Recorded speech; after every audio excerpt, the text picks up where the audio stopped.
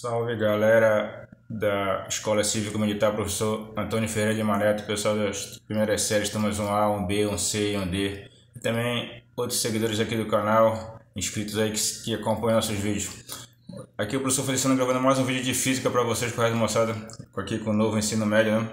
E hoje a gente vai estar falando sobre, dando continuidade com o nosso estudo sobre termometria e calorimetria, falando hoje sobre efeitos das trocas de calor, certo? Está na página 90 aí do nosso livro.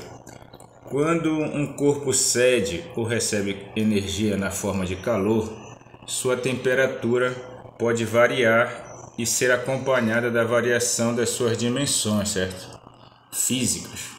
Além disso, pode ocorrer mudança de fase da matéria. Então, esses são alguns efeitos da troca de calor que a gente vai falar agora. Começando pela dilatação térmica, certo? O que vem a ser a dilatação térmica? Todas as fases da matéria, sólido, líquido, gasoso, apresentam o efeito da dilatação térmica quando trocam energia na forma de calor. Ceder ou ganhar energia na forma de calor corresponde a variar a energia cinética média das partículas que constituem o corpo. Assim,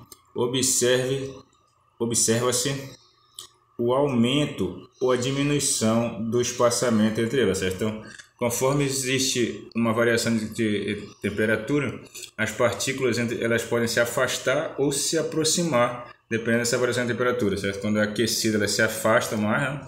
Quando é resfriada, elas se aproximam. Esse efeito deve ser considerado em várias situações do cotidiano, certo? Por exemplo, na construção e manutenção dos trilhos de trem, eles são separados por estruturas chamadas juntas de dilatação, certo? Para que o ferro seja dilatado nos dias de altas temperaturas sem que os trilhos sofram deformações.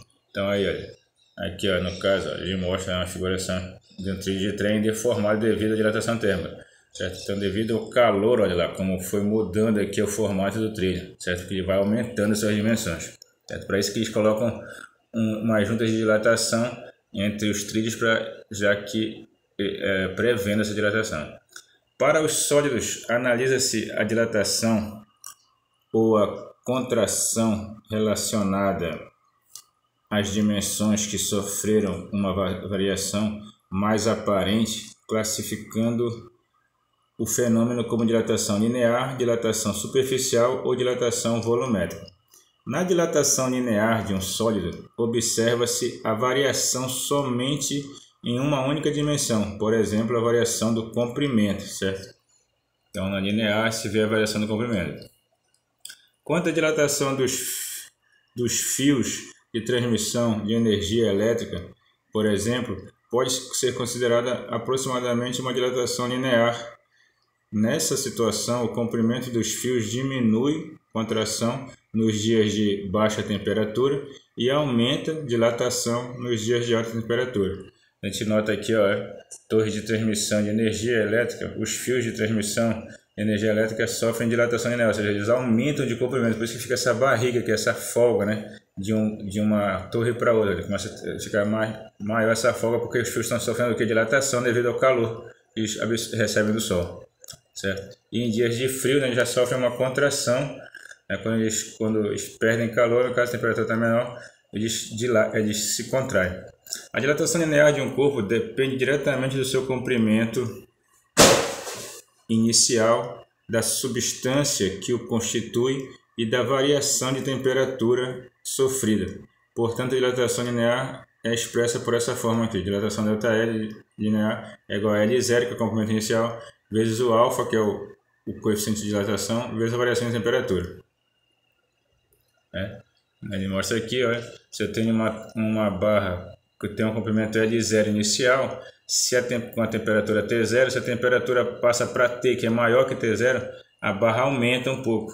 Ela sofre uma dilatação e passa a ter um comprimento L, e ela sofre esse ΔL aqui. Esse ΔL é calculado por essa forma, em que ΔL é a variação de comprimento, L0 é o comprimento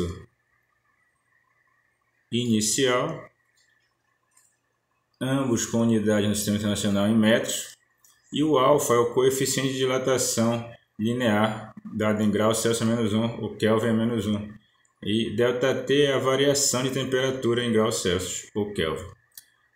O coeficiente de dilatação linear, alfa, é característico da substância da qual o corpo é constituído e representa a quantidade dilatada a cada unidade de temperatura variada, certo? Então, o alfa é um coeficiente que depende de cada substância.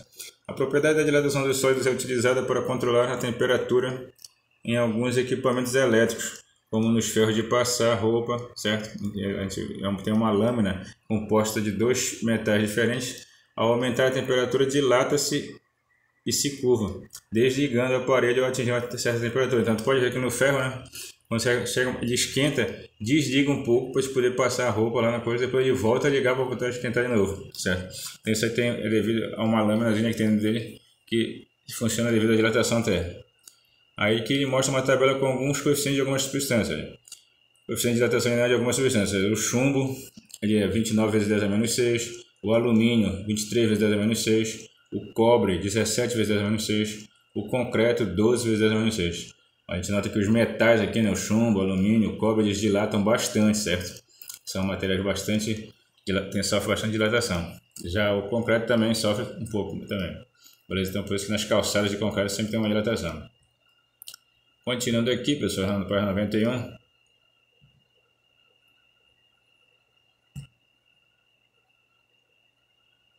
Ele vai falar para nós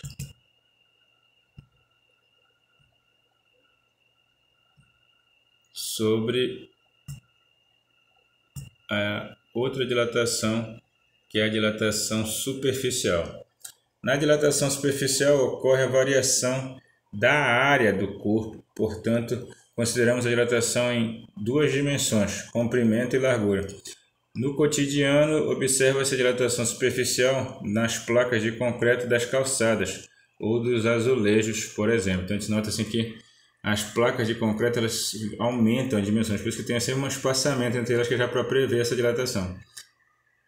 Certo? Então, placas de concreto aqui, né, com espaçamento, que são juntas de dilatação, para evitar a rachadura, porque se não tivesse a separação entre elas, elas acabam rachando, elas vão aumentando as dimensões, vão ficando aumentando a área e acabam rachando. A dilatação superficial, análoga à dilatação linear, é definida por isso aqui.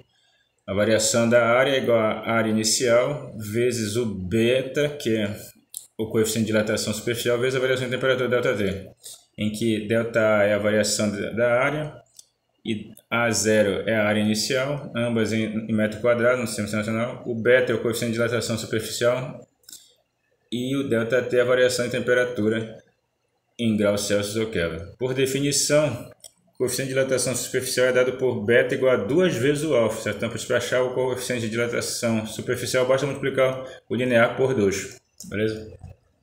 E aí temos também a dilatação volumétrica, que ocorre quando há variação das três dimensões do corpo, ou seja, a variação em seu volume, como nas peças de um automóvel, por exemplo. Quando o motor está aquecido, aqui ele aumenta o volume dele, ou seja, as peças ficam maiores devido ao aquecimento. A dilatação volumétrica ocorre quando, de forma análoga à dilatação linear e superficial, a relação que representa a dilatação volumétrica é dada por essa fórmula aqui.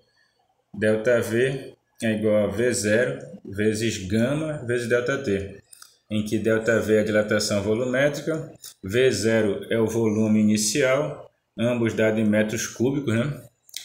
Gama é o coeficiente de dilatação volumétrica, em graus Celsius -1 ou Kelvin -1, e ΔT é a variação de temperatura em graus Celsius ou Kelvin.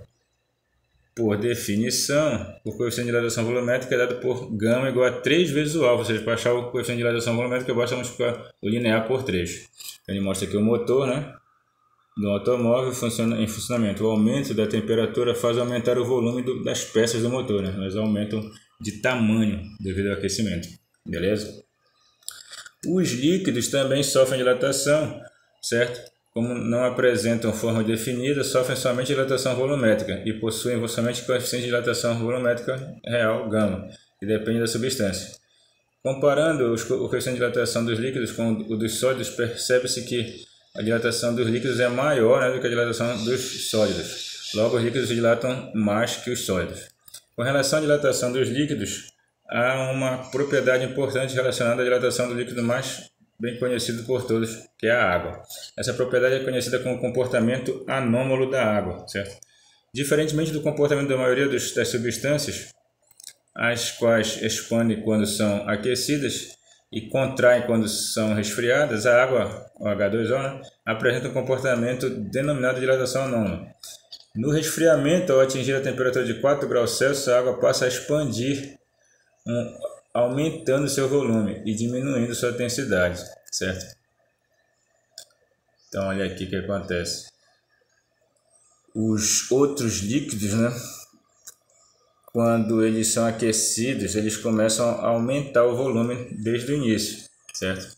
A maioria das substâncias. Já no caso da água, não. De 0 a 4, o volume dela primeiro diminui até chegar em 4 graus, e só a partir de 4 graus que ela começa a aumentar o volume. Então, o que acontece de 0 a 4 graus? Como diminui o volume dela, aumenta a densidade.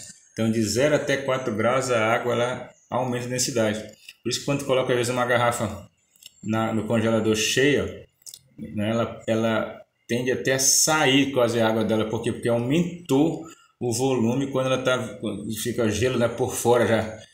Porque quando ela foi resfriada até 4 graus, ela aumentou a densidade. E aí o que acontece com isso?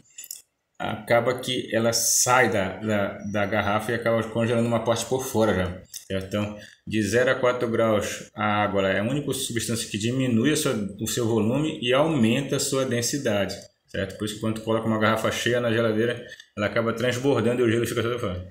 Esse comportamento anômalo garante que a água a maior temperatura se concentre no fundo de um lago, mesmo que sua superfície esteja congelada, permitindo, portanto, a manutenção da vida nesses ambientes. Então, é por isso que quando um lago congela em locais onde fica bastante baixa a temperatura, a parte de cima dele fica congelada, mas embaixo fica com água ainda, porque nessa parte lá embaixo, de 0 a 4 graus, a água diminuiu o volume e aumentou a densidade, então ela ficou mais lá embaixo e a parte de cima ficou congelada, beleza? Então embaixo fica a água ainda líquida e em cima congelada.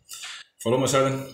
Por hoje a gente vai parando por aqui. Na próxima a gente vai continuar vendo agora sobre calor, né, a variação de temperatura e a mudança de fase. Falou? Fiquem com Deus, só Jesus, Senhor, se cuidem e vamos em frente.